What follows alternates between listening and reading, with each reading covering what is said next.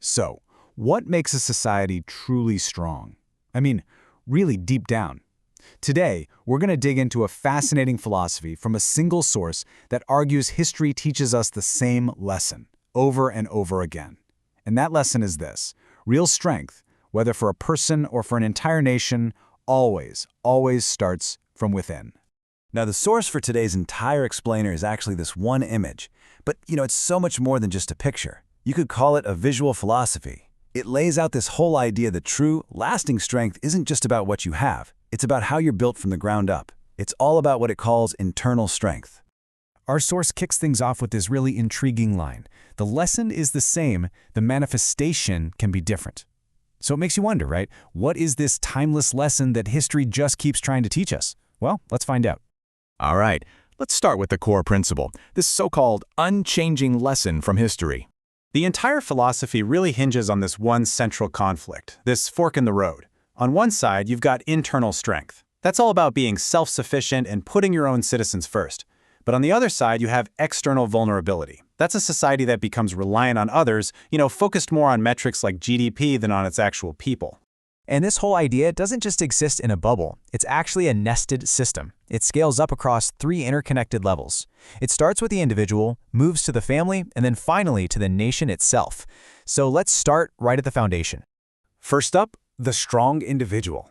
This is the bedrock. This is where absolutely everything else begins. If you look closely at our source image, notice where it all starts. Right there, at the very base, there's a single, meditating figure. The message here is crystal clear. The journey to any kind of collective strength has to start with the self. If you don't have strong individuals, the whole structure is just, wobbly. Okay, so from the individual, we scale up to the next level, the thriving family. And according to our source, this is about way more than just money or possessions.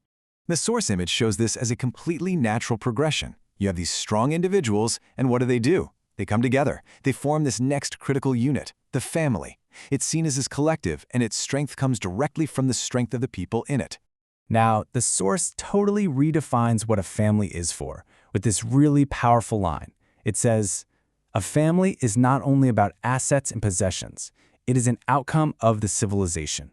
So, this completely shifts the focus away from just a financial balance sheet and toward a much deeper role in society.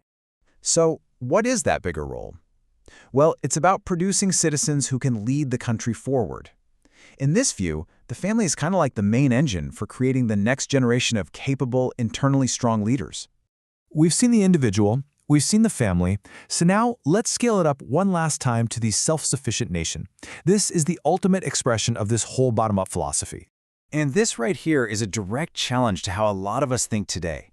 The source argues that a country isn't just an economy you measure with GDP. No, it's a geographic location with an ecosystem, with citizens and a civilization first.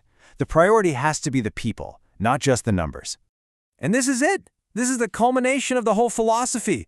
The goal isn't just endless growth. It's to build a strong and self-sufficient nation. This is the peak, the ultimate expression of that internal strength we started with. To put it in the source's own very emphatic words, the most crucial thing is always to make the nation internally strong and self-sufficient. Everything we've talked about, it's all in service of this one vital goal.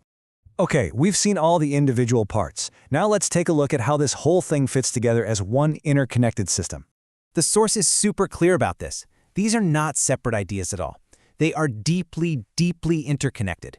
The strength of each level depends completely on the strength of the one right below it. And this creates this incredibly powerful, self-reinforcing cycle. Think about it. Strong individuals, they form thriving families. Those families, they raise capable, leading citizens. And then those citizens in turn build and sustain a self-sufficient nation. Each stage just fuels the next one, creating this amazing, virtuous loop of strength. The source just sums up the whole idea perfectly right here. A country that takes care and evolves its citizens thrives, is internally strong and self-sufficient. It's a direct link, right? The well-being of the people is tied directly to the resilience of the nation itself. So let's just pull back and look at the full picture one last time.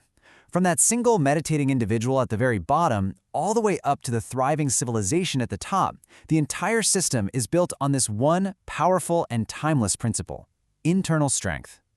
Our source calls this history's unchanging lesson. And that leaves us with a final, really big question to chew on. If this really is the blueprint for strength, how in the world do we apply it today?